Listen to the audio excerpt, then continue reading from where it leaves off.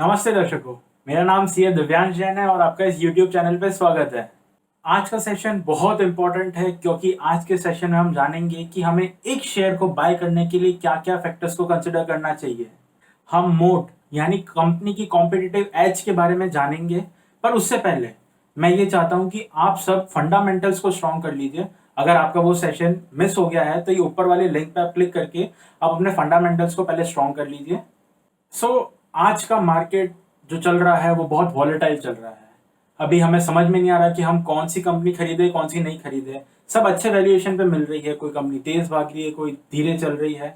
तो आज हमें ये डिसाइड करना बहुत मुश्किल हो रहा है कि हम कौन सी कंपनी में लॉन्ग टर्म के लिए इन्वेस्ट करें। तो आज के वीडियो में हम ऐसे 3-4 पैरामीटर्स के बारे में जानेंगे, जिससे हमें एक आइडिया मिलेगा कि इन फैक्टर्स को कंसिडर करके कौन सी स्ट्रॉन्ग कंपनी है जो आने वाले टाइम के अंदर बहुत अच्छा रिटर्न दे सकती है। तो चलिए बिना समय गंवाए हम इस पे शुरू करते हैं। तो पहला पैरामीटर है गवर्नमेंट प्रोटेक्शन। इसका मतलब क्या कि गवर्नमेंट अपने कंपटीशन, जो उस इंडस्ट्री के कंपटीशन को रेगुलेट करती है। मतलब अगर किसी को उस इंडस्ट्री में आना है तो उसको गवर्नमेंट की परमिशन लेनी पड़ेगी, तभी वो इंडस्ट्री इस कंपटीशन में आ सकती है, अदरवाइज वो बिजनेस नहीं कर सकती है। इसको हम एग्जांपल से समझते हैं। मान लीजिए आपने किराना स्टोर खोला एक्स जगह पे, ठीक है, और इसके बाद है ना, आपके सामने एक किराना स्टोर कोई भी खोल सकता है। हाँ, बिल्कुल खोल सकता है, क्योंकि यहाँ पे इंडिया के अंदर सब इंडिपेंडेंट है, कोई भी धंधा कर सकता है। तो यहाँ पे गवर्नमेंट दूसरा जो आपका कॉम्पिटिटर ने दुकान खोली है उसको खोलने से रोक नहीं सकता है। तो यहाँ पे आपको गवर्नमेंट प्रोटेक्शन नहीं मिली। पर गवर्नमेंट ने कुछ ऐसे सेक्टर्स रख रखे हैं, जैसे माइनिंग हो गया, एक्सट्रैक्शन हो गया, ऐसे सेक्टर्स रख रखे हैं जिसके अंदर आपको गवर्नमेंट से परमिशन लेनी पड़ेगी। उसके बाद ही आप इसके अंदर काम कर सकते हैं, अदरवाइज आप अलाउड नहीं है। मतलब कोई भी एक्स पर्सन उठ के कल वो धंधा शुरू नहीं कर सकता, उसको गवर्नमेंट की परमिशन लेनी पड़ेगी। तो इसमें कुछ एग्जांपल्स है, जैसे वेदांता है, कोल इंडिया है, एनएमडीसी, ऐसी बहुत सारी कंपनीज है जिन्होंने गवर्नमेंट से परमिशन ले रखी है माइनिंग एंड एक्सट्रैक्शन के लिए। अगला पैरामीटर है, सेकंड पैरामीटर है डिस्ट्रीब्यूशन चैनल। इसका मतलब ऐसी कंपनीज जिसका डिस्ट्रीब्यूशन चैनल बहुत तगड़ा है, बहुत शानदार है। चलिए इसको भी हम एग्जांपल से जानते हैं। मान लीजिए एचयूएल है। एचयूएल का पता है, ये बहुत बड़ी कंपनी है, इसमें बहुत वैराइटीज ऑफ प्रोडक्ट्स है। तो एचयूएल का हर प्रोडक्ट्स, पान की दुकान से लेके किराना की दुकान, मेडिकल स्टोर, ब्यूटी स्टोर, हर जगह उसके प्रोडक्ट्स पहुंचते हैं। इसका मतलब इसका डिस्ट्रीब्यूशन चैनल इतना बढ़िया है कि कल को अगर इसको कोई भी प्रोडक्ट, एक या दो प्रोडक्ट उसको लॉन्च करने होंगे तो विद इन नो टाइम हर एक स्टोर के पास उसका प्रोडक्ट पहुंच जाएगा। तो इसे कहते हैं डिस्ट्रीब्यूशन एडवांटेज।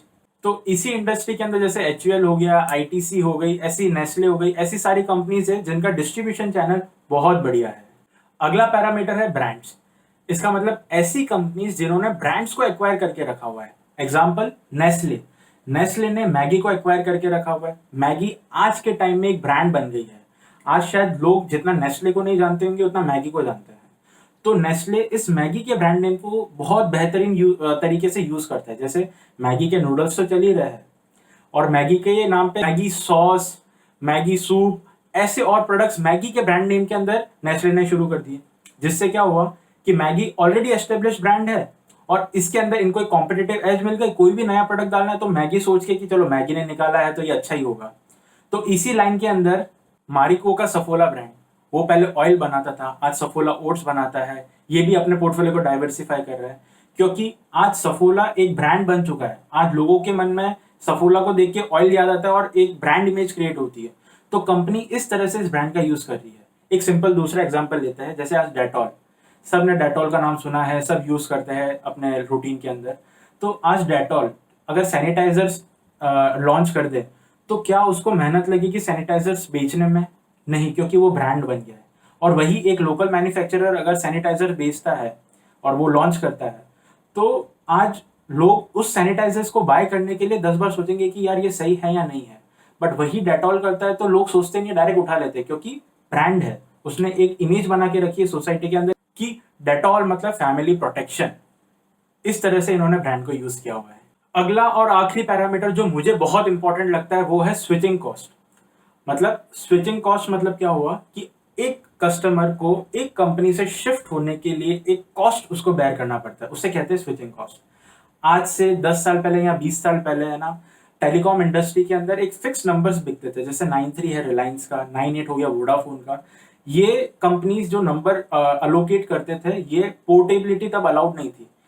इस चक्कर के अंदर अगर कोई पर्सन एक नंबर खरीद लेता था तो उसको उसी टेलीकॉम इंडस्ट्री के साथ अटैच होना पड़ता था, उसके पास कोई और ऑप्शन बचता नहीं था। इस वजह से टेलीकॉम इंडस्ट्री ने बहुत पैसा कमाया। पर जैसे ही पोर्टेबिलिटी का ऑप्शन आया तो यहाँ पे टेलीकॉम इंडस्ट्री की जो मार्केट एज थी वो खत्म हो गई। सो यहाँ पे टेलीकॉम इंडस्ट्री की प्रॉफिटेबिलिटी अफेक्ट होने लग गई। चलिए अब दूसरा एग्जांपल लेते हैं जो आज के टाइम में मुझे लगता है कि स्विचिंग कॉस्ट का बेनिफिट मिल रहा है, ये है बैंकिंग इंडस्ट्री। आज सबका बैंक के अंदर अकाउंट होता है और बैंक अकाउंट से रिलेटेड उन्होंने ना अब अलग अलग सर्विसेज ले रखी होती, जैसे ईएमआई डिडक्शन हो गया, उससे पीएफ चला जाता है, एटीसी का डिडक्शन मिल जाता है, इनकम टैक्स का रिफंड आ जाता है। ऐसे बहुत सारी चीजें हमने उस अकाउंट से लिंक करी होती है। तो आज एक पर्सन सोचे कि मैं मेरा अकाउंट को शिफ्ट करके एग्जाम्पल एक्स बैंक से वाई बैंक में मैं चला जाता हूँ। एक्स बैंक से वाई बैंक में शिफ्ट होने के लिए उसको बहुत सोचना पड़ेगा। जैसे उसका अकाउंट एक्स बैंक में है, उसको एफडी पे इंटरेस्ट शायद 6 या 7% मिल रहा है, और वो वाई बैंक में जाता है तो उसको 8% एफडी का इंटरेस्ट मिल रहा है, मतलब उसको 1% बेनिफिट मिल रहा है।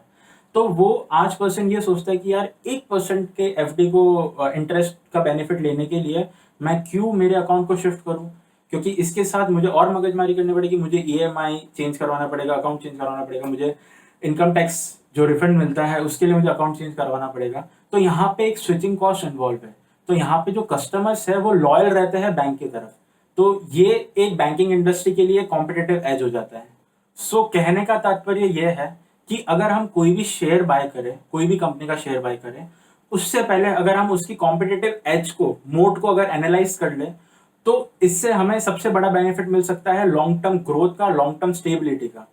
जिससे अगर जो एज है, जो कॉम्पिटिटिव एज है, अगर वो उस कंपनी की मैनेज रहती है, मेंटेन रहती है, तो इन्वेस्टर्स का पैसा grow over a period of time बहुत अच्छा हो सकता है। तो ये जो 4 पैरामीटर्स हमने देखे और ये जो फंडामेंटल्स अगर हम देखते हैं, अगर इन दोनों का कॉम्बिनेशन बहुत अच्छा होता है तो ये इन्वेस्टमेंट ब्लू चिप इन्वेस्टमेंट कहलाएगा। मतलब over a period of time आपको ये जबरदस्त रिटर्न दे सकता है।